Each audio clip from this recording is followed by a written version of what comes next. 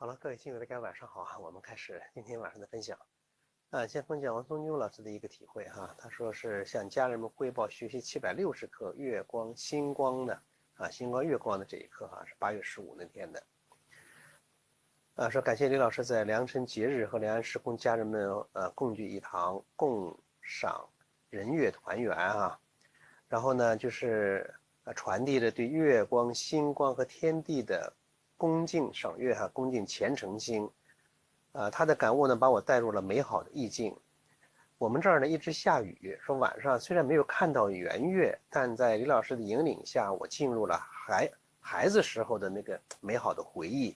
这冥冥之中月是那么美，那么和谐自然。说60年代我们还住在平房，每到夏季家家都会在门前空地上铺上凉席纳凉，在外面纳凉。有时呢就整夜睡在外面。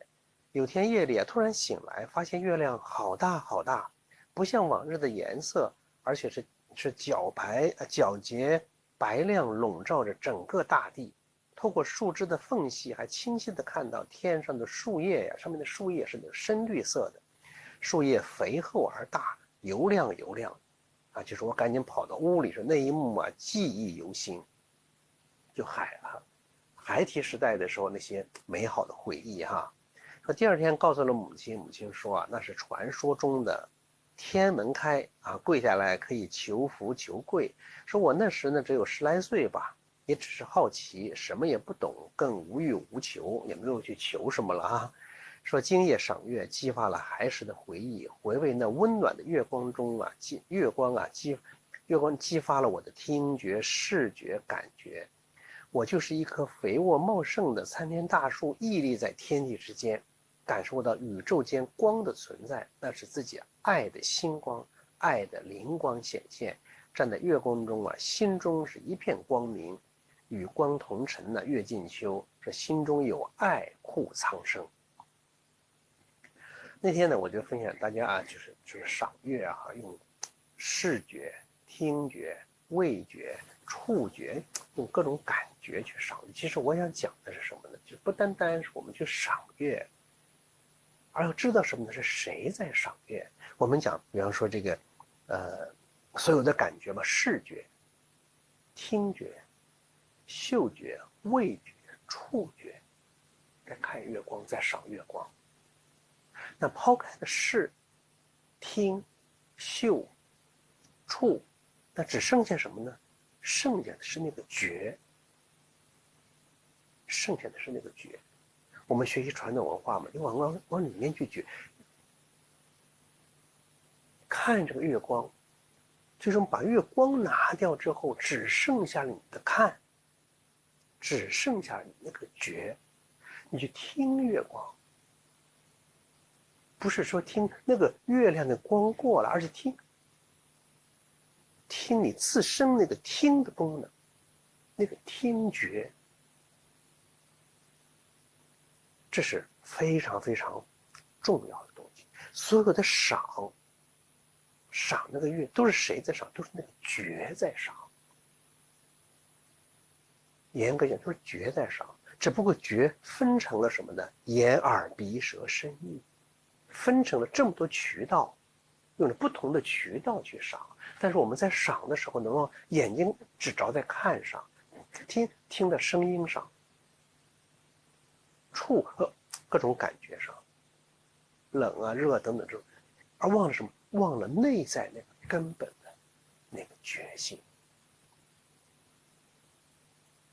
如果你把它单纯就看成是就是个赏月，而忽略了内在那个觉性的感知，那也丢掉了很大一部分了。所以无论是眼睛看、耳朵听，还是闻，还是触，最终都归到什么归到那个觉上，也可以说归到那个知上，那个觉知上，得归到那儿，那才是真正的可以。今天要分享的内容呢，也是这样，就是说我们要安静，安静。你到底静到哪儿去呢？是那个，我又刚才讲那个赏月，那个觉，怎么去更好的理解呢？今天我想用类似我觉得比较简单的方式，让大家来去领会这样一个内容哈。说这个觉，那个觉在哪儿？我打一个很简单的比方，比方说我手里拿一个东西吧，拿一把勺子，我手里拿着把勺子，这个勺子就在我手中，就在这片空间里。你知道这有一个勺子。好了，现在我把勺子拿掉，那么你手的这个地方，现在没有勺子了。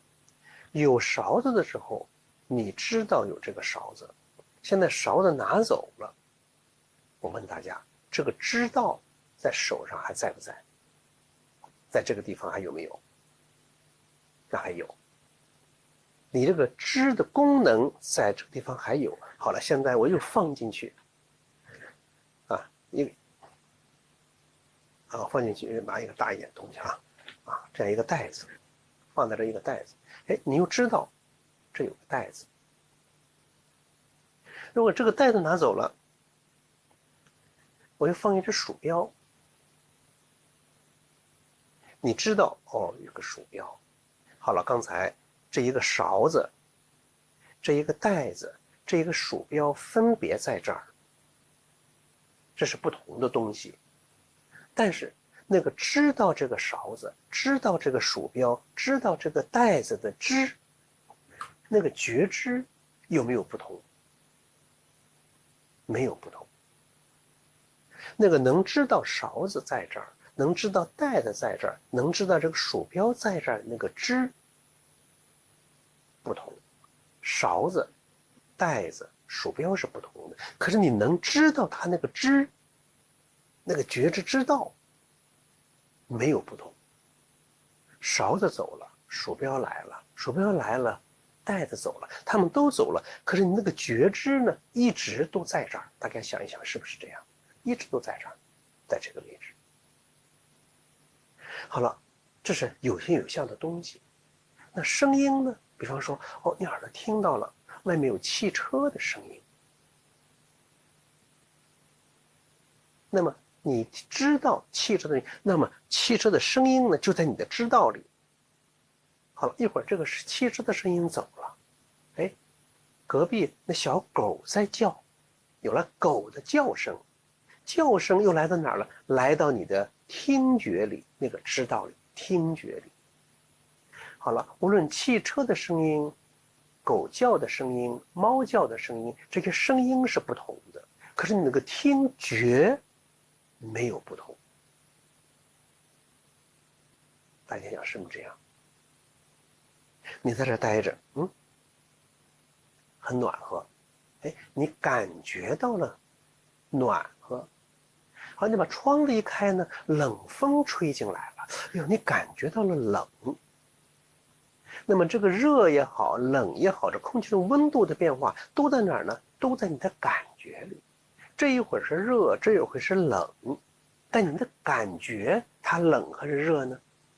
那个感觉的功能是没有变的，它能知道冷，能知道热，可它自己是不冷不热的。它能知道这个袋子是这个样子的，这个勺子是这个样子的，可是感觉是没有这种形象的。它不是感觉就是这个样的，感觉是这个样，感觉是无形无相的。这感觉它是不冷不热的。别人告诉你一件事儿，这件事情来了，来到你的觉知里了。你知道有一件事情，你说这个事情不好，你感觉到这个事情不对，这个事情真坏，这是恶的。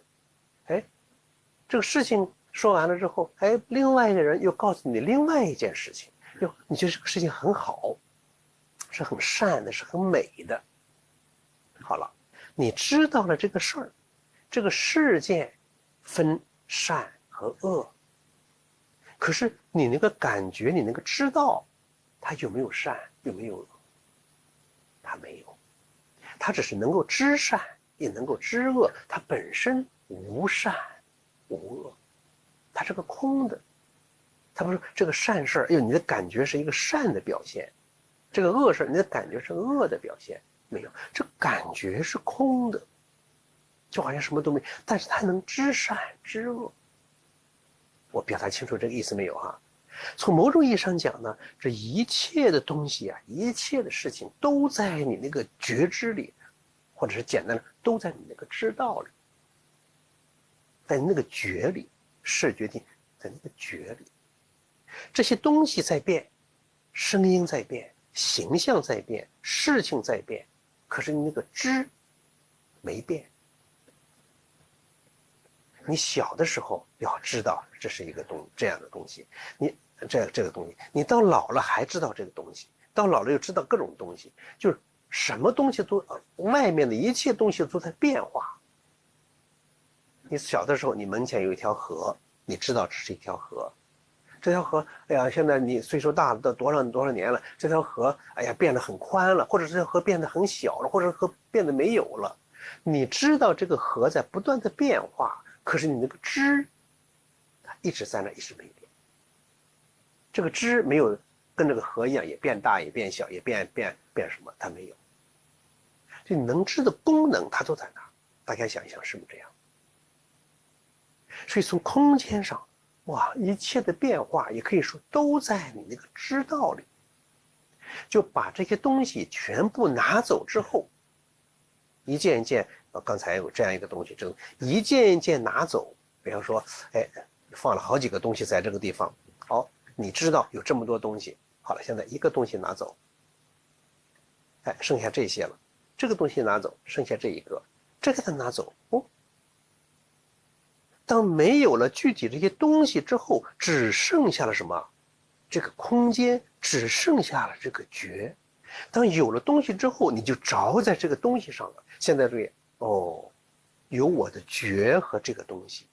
过去呢，一看到这个东西就忘了那个觉，就把它丢掉了，把那个我的能觉的功能丢掉，只盯着哟，这个东西真好看，这个东西很有用，日用而不觉。现在你要知道，哦，还有那个觉在那儿，我是因为那个觉才知道有这个东西的。现在这个东西全拿走了之后，这块就剩下了什么呢？剩下了那个觉。就各种东西全拿走了之后，就好像水落石出，哦，把各种具体的我眼睛看的、耳朵听的、平常所关注的这些东西全拿走之后，也可以说把我们有形世界里的东西全拿走之后，你发现还有一个无形无相的存在，千变万化，水落石出，哦，所有的一切。都在我那个无形无相的那个觉知里。我说清楚意思没有哈？都在那个觉知里。这从空间上讲，从时间上讲，过去的事情你知，现在的事情你知道，将来的事你也要去知道。哦，过去、现在、将来好像什么，也都在我这个觉知里。古往今来，都在我这个觉里。天边眼前也都在我这个觉里，所以是或者说上下四方之宇，古往今来之宙，这个宇宙也都在我这个觉里，都在我的心里。所以你看这个心大概有多大？所以心本来心中知道的东西一直在变化，在千变万化。但那所有的东西其实都是心中的东西，它都不是心，都不是心。但有人就不是这样认为了，说这个钱，哟，这是我的心肝宝贝儿，这小猫是我心，这个孩子是谁？是我的心肝宝贝儿。这个话说得很对，是你的宝贝儿，但不是你。但我们往往认为这个钱它就是我，就迷失到什么？迷失到钱里去了。这个色怎么迷失到色里去了？这个权利迷失到权利去了，就迷失到各种东西里面去了。迷失了，就把那个我丢了。现在刚才我有这样一种方式，就把这个东西一个一个拿走，一个一个拿走，把你眼前你所看到的东西哈，一个一个拿走，一个一个拿走，最后只剩下了空。大家就觉得，哎呦，空就没东西了。这空了没东西了，但是你能知道没东西的那个知道在不在哪儿？在哪儿？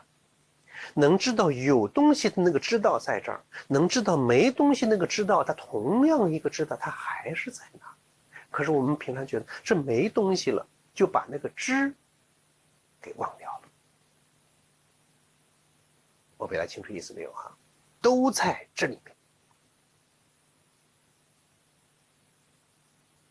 万事万物，千变万化，古往今来，一切都在变化，但都是在那个知里、觉知里，天地、虚空、空间上、时间上，哇，这一切的变化都在你的觉知里，都在你的心里。所以说，心包宇宙嘛，它真的是这样，万事万物。你这么想一想，是不是这样？外面那棵树在哪儿？在你的知道里。那个街道在哪儿？在你的知道里。你看稻田在哪儿？在你的知道里。那高山在哪儿？在你的知道里。星星在哪儿？月亮在哪儿？都在你的知道里。但是平常我们一去赏月、赏星星、看稻田，就把那个知给忘了。所以我们要有这样一种意识，所有的一切都在你那个知里，在那个知里。所以我就想到这儿，想讲的我就想到了，曹操的那个诗《观沧海》，说东临碣石以观沧海，水何澹澹，山岛竦峙，树木丛生，百草丰茂，秋风萧瑟，洪波涌起。后面讲是日月之行呀，若出其中，星汉灿烂，若出其里。日月之行，当然他讲的观沧海大海了。日月之行，若出其中，星汉灿烂。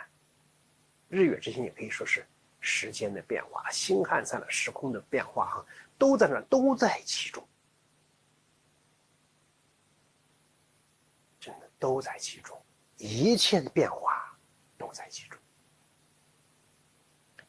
那么生命中的日月之行，星汉灿烂，你不也在那里面吗？大家想一想，是不是这样？你的生命是你那不生不灭，本来就清净，本来没有动摇的，但又能生万法的那个自信。你看那虚空不就是这样吗？它不动摇，别的事情在任何变化，这个虚空你那个觉知那个空间是没有变化的，它不动摇的。可是万事万物呢，又在里面什么生化、变化、演化，它包容了一切呀，它不生不灭，别的东西在生灭，整个虚空那种觉知是不灭，不生不灭，不动不摇的。你有那个觉知和虚空一体，它和虚空一体，那是一个共同的觉知，无限的虚空。所以我们学习传统文化锻炼啊，就要对它除却这些有形有相的存在，还有一个无形无相的存在。我那个觉知，那个能知的那种功能，一直都在那儿的。那有的人，比方说有残疾，看不见，或者有人听不着，可看不见，只是通过眼睛看不见，可他那个知在不在？知还在。听不着，他那个知在。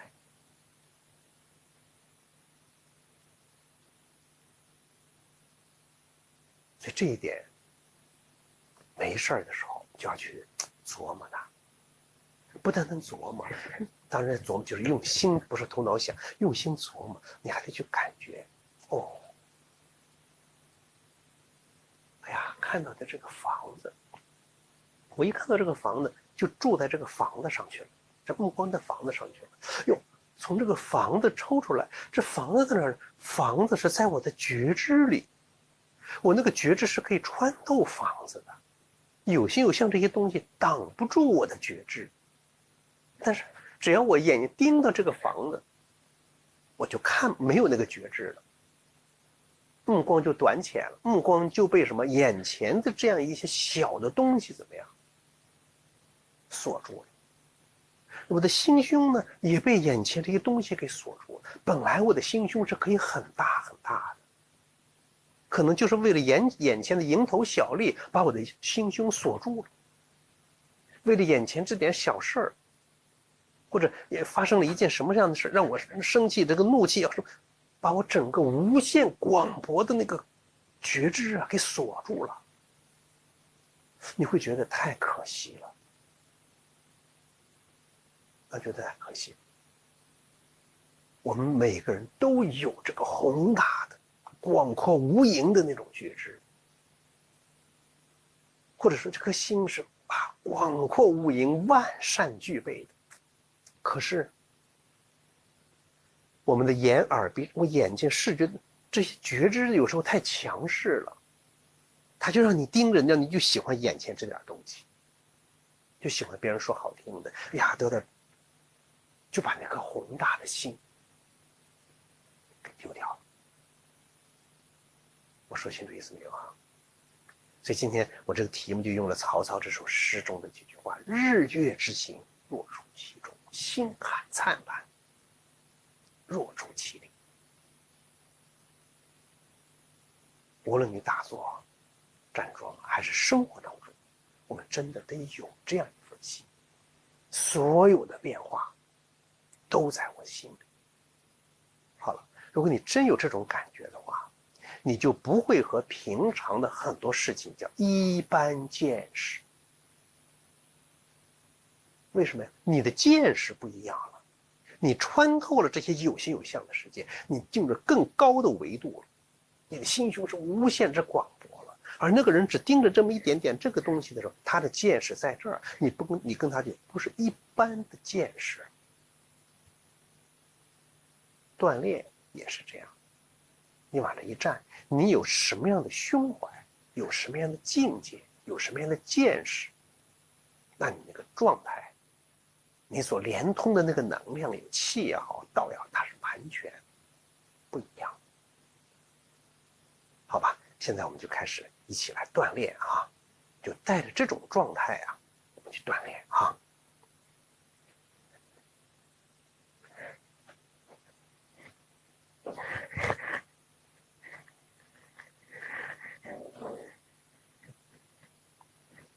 好，放松。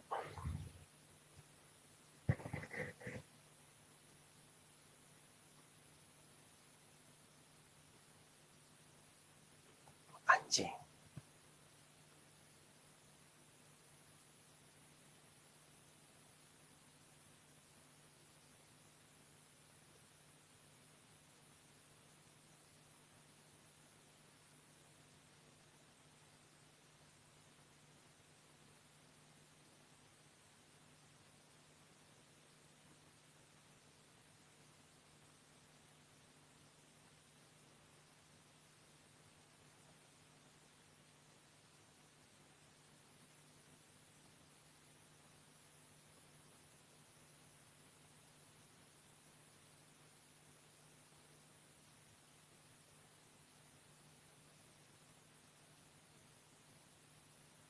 脚分开成后八字，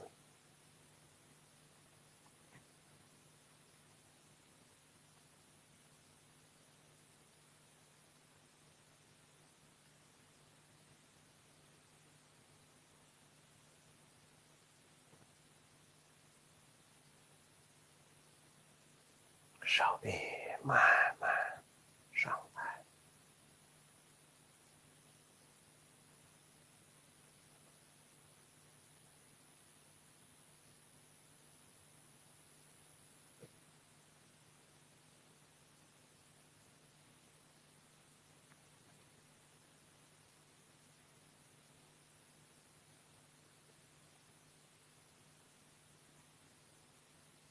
身体微下蹲，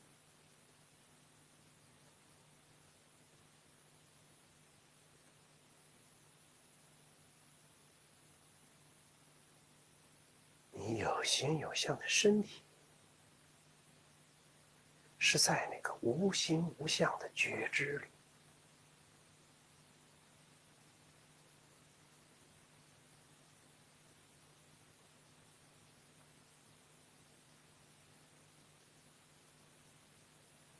你所在的房间，那个房屋里面各种东西，也在你的觉知里。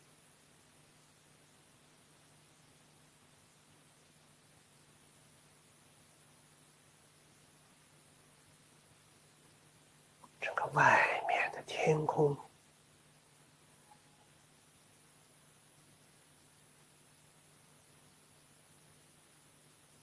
整个虚空都在那个觉知里。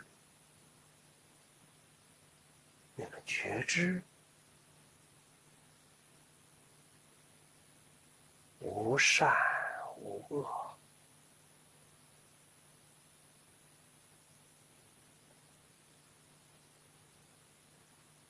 无善无恶，心之体，心之体充斥虚空。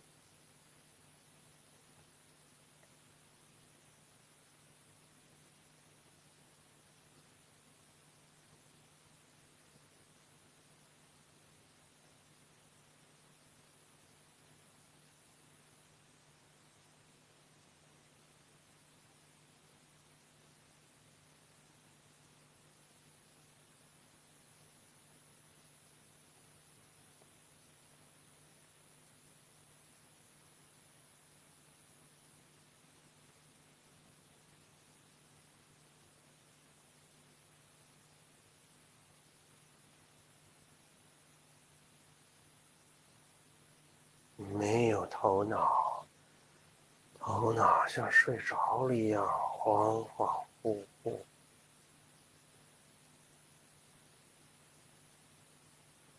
只有那无形无相、无声无息的觉知。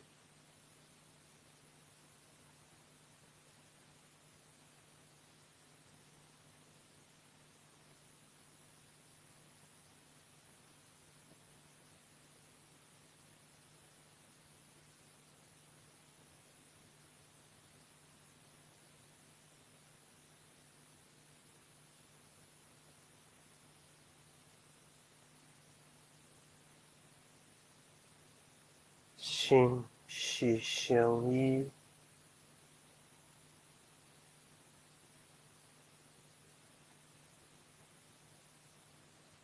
呼吸也在那个无形无相的觉知里。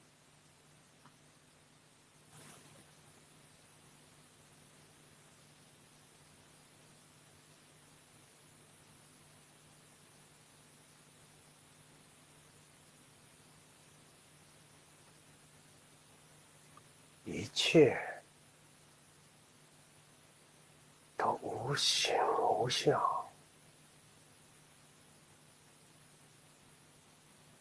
悄无声息。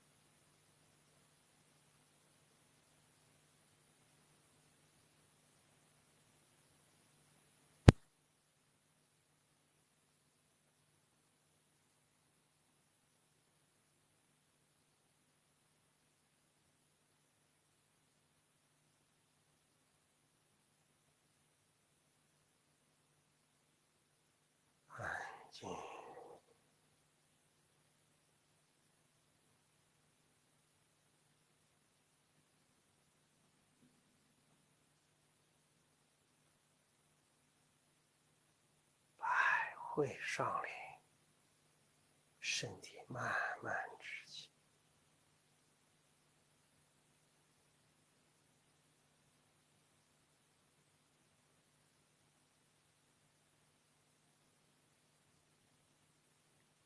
脚慢慢合拢，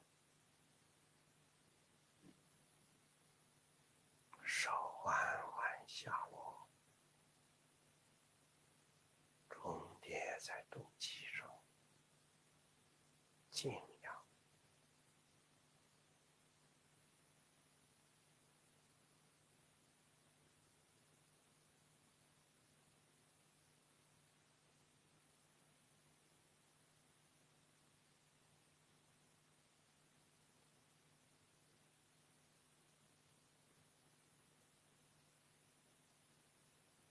两手分开，安静。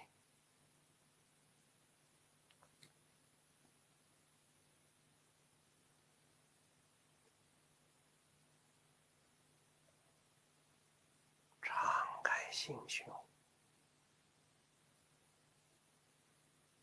张开怀抱，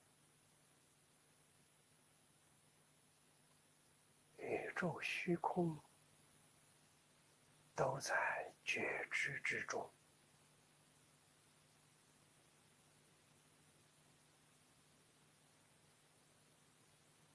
无限虚空，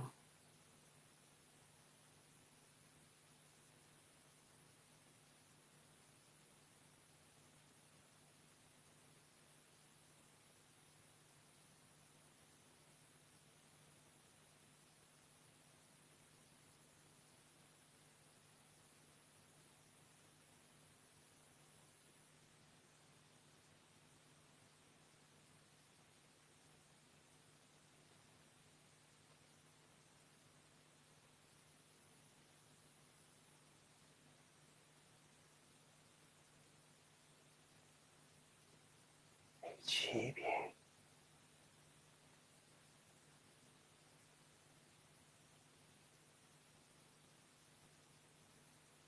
那个虚空，那个觉知不动不摇，静止不动。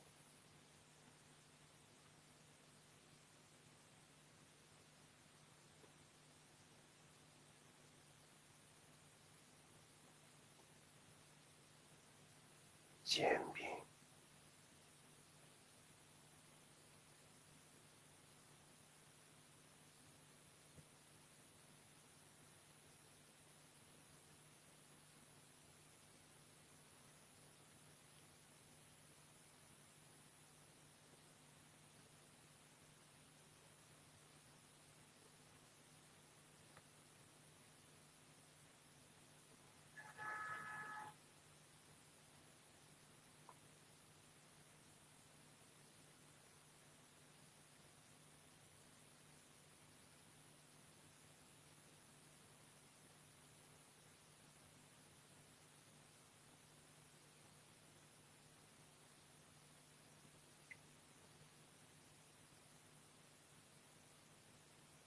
到头顶上方，无限虚空，安静。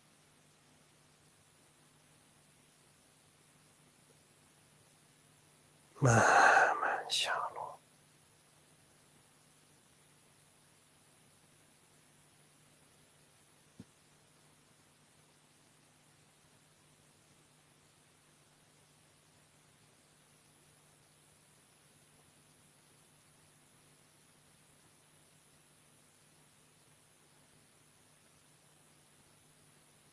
经额头、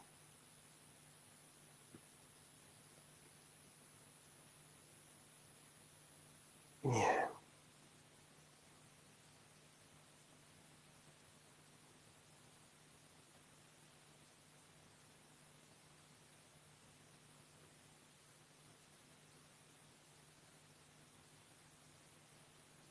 胸、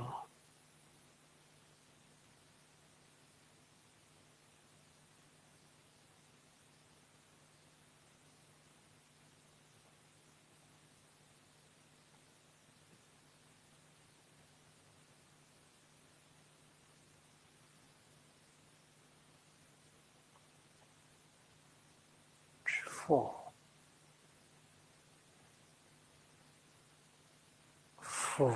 贵婴儿，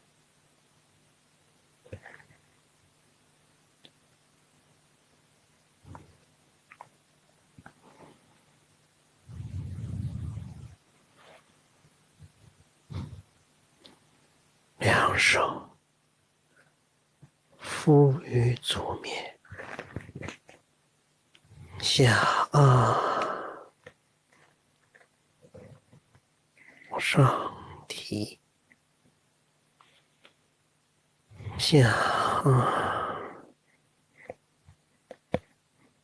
上提，下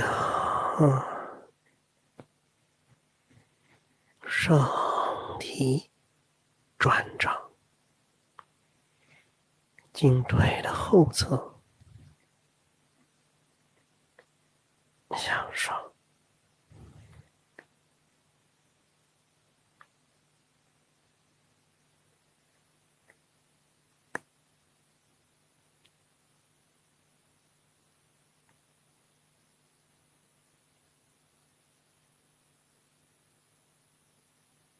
点命门，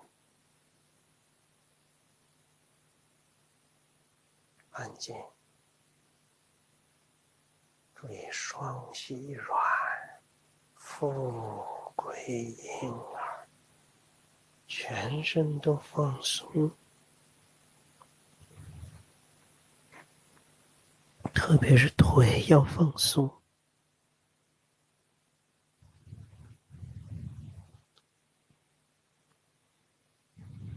两手敷于足面，下上提，下上提，下上提，转掌，手颈腿的内侧慢慢上升。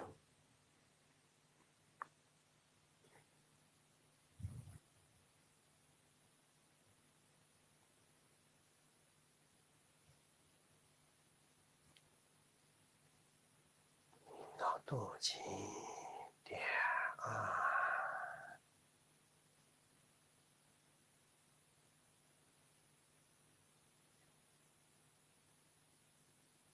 手分开，继续上升，吸气，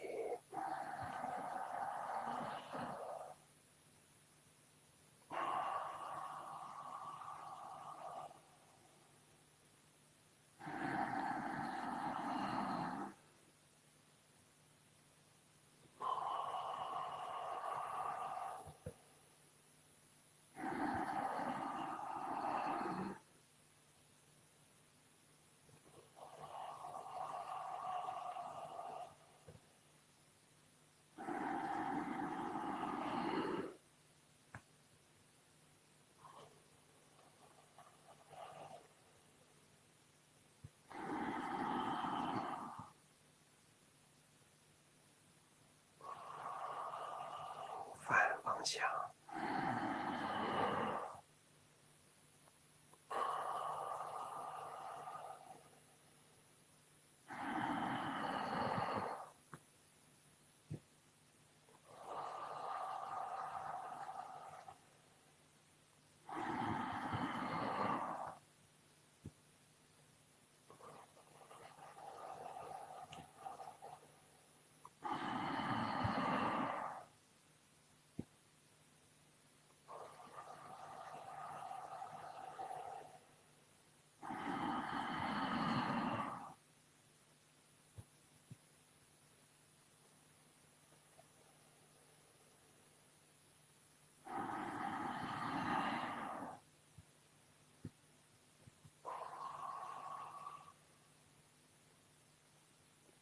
手下落，敷于肚脐，静养。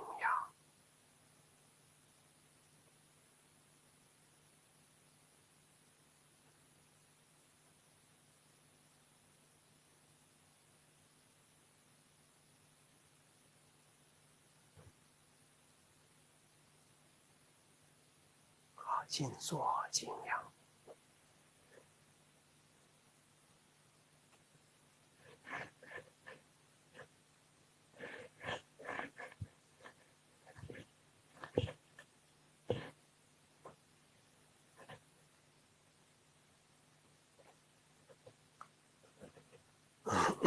安静。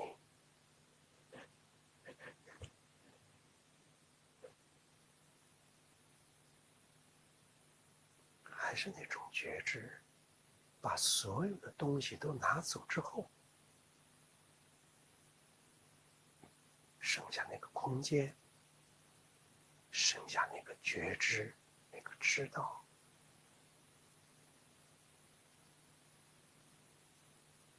甚至坐在这儿，也把这个身体拿掉。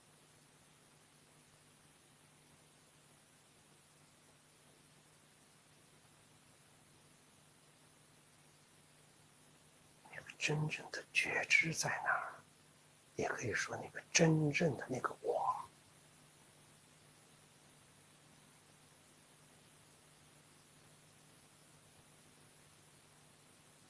就好像手拿掉了，我还在；腿拿掉了，身体都拿掉了。可是那个觉知还在那儿，那个我，真正那个我，在那儿。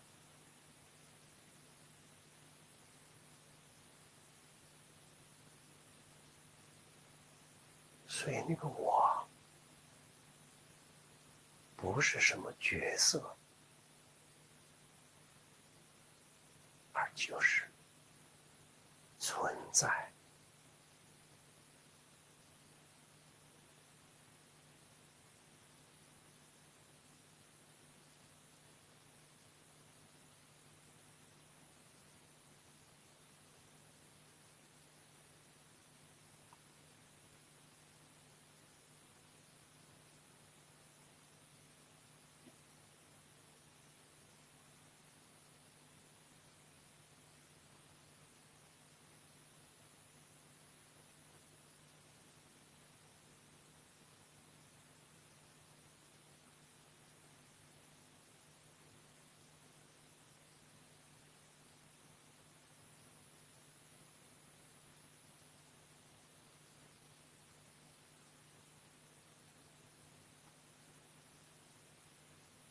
大家自己安排自己收工的时间，